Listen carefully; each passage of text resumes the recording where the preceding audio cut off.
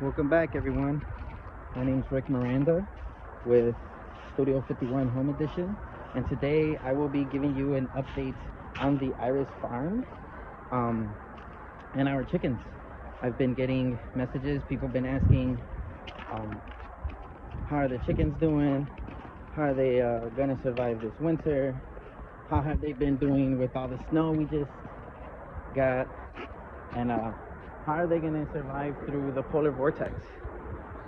So I just wanted to give you guys a quick tour and just tell you guys a little bit about the chickens and what we've been doing throughout the winter. So here's our Iris farm. As you can see, it's covered with snow right now, but under all of this snow there's a tarp and there's layers of hay. So what that does is just becomes this thermal filter between the snow and the earth, so that when we're ready to plant, the earth isn't so hard, it's not full of weeds, and it's just easier for the process of farming. You also can get a path from the barn just so that we're able to get our tools. Our farmer Cortez has been a great help with the farm. And our chickens. Concern for chickens. They are fine.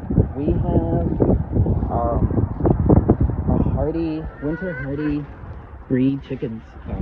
The breeds that we have, they can tolerate the cold.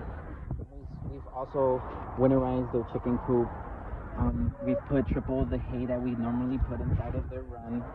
We've covered everything around with a heavy gauge of plastic and also a heavy tarp, so we keep all of the snow out. And it's dry. They stay dry. As long as they stay dry, they don't get any frostbite. Their body temperatures are about 106 degrees, so they stay pretty warm. And also in their feathers, there's these small pockets. So all of the air that they trap inside of those small pockets creates the warmth in their body. So they're pretty warm. It's like they have their own winter coats on. They molt going into winter, and they're ready. They really fluff up, and they're good. They're good. Their water doesn't freeze. We have a solar panel that we just recently installed. And so what that does is it generates power to keep a heater inside of a cooler so that the water doesn't freeze inside. We're having problems keeping their water from freezing, so we figured out a way. You can see the solar panels on top. We've also tripled their pine shavings inside of the coop. And as long as inside of the coop is 40 degrees, they're good. That's the temperature that they need. And so in here, there's at least 4 inches of insulation between the plywood and the outer layer of the coop. There's also these vents. So during the summer months, we remove them so there's ventilation. During the winter, we cover them up. There's also a thick layer of insulation, heavy gauge plastic over it. So they're pretty warm in here. We've also kept the temperature. We know what the temperature is in here. We know the temperature of the water. Here's the cooler. So the solar panels are generating power into these batteries that we installed here. Right in here. This is the whole setup. And there's a heater plugged into the outlet, keeping our water from freezing.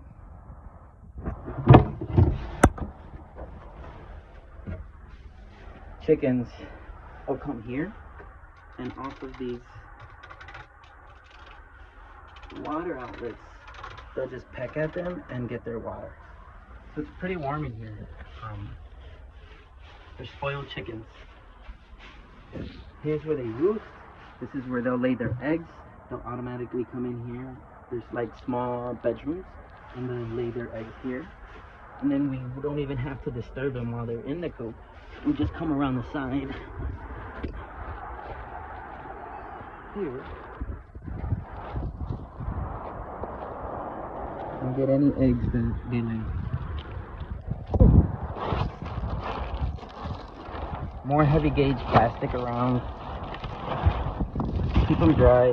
The most important thing is keeping them dry. So when the temperatures do drop, the moisture on their combs, the moisture on any part of their body that can cause frostbite, is dry. Here they are. There's Big Mama. She's an Americana chicken. Got the golden girls. They're Isa brown chickens. Oh, be nice. We have this one that's a silky, and that's the one with the thinnest coat. But at night when they go into the coop for the night, they all perch. So they're all together, and they just come together, and they're all keeping warm. So we don't worry about her. Plus she has another one in there. They look out for each other.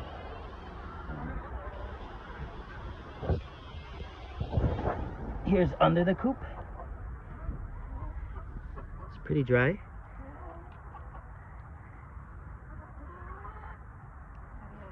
We block all the wind in here. Block all the snow.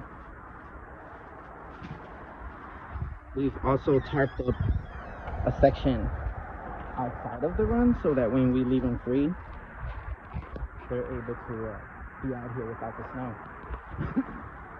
So we tarped it up, shoveled it out, added some hay, and we leave them out here for a couple hours. And here's the rest of the coop. You can see it's tarped up from top all the way to the bottom, keeping them warm, keeping all the breeze from coming in, all around the bottom. And here's how thick that insulation is between the outer layer and the inner layer. So they're warm. They will be warm.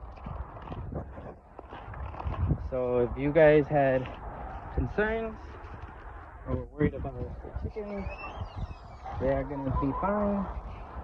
I'm out here twice a day, twice out here on the weekend with them, letting them free range, letting them be chickens. So if you guys are interested in coming and down and meeting the chickens, working with the chickens, volunteering, let us know. We're here on Saturdays 11 to 1 and Wednesdays from 3 to 5. So if you guys are interested, send us an email message. And if you guys have any other questions that you guys want to know of the chickens or about the chickens, shoot us a message. Alrighty? Alright, peace out.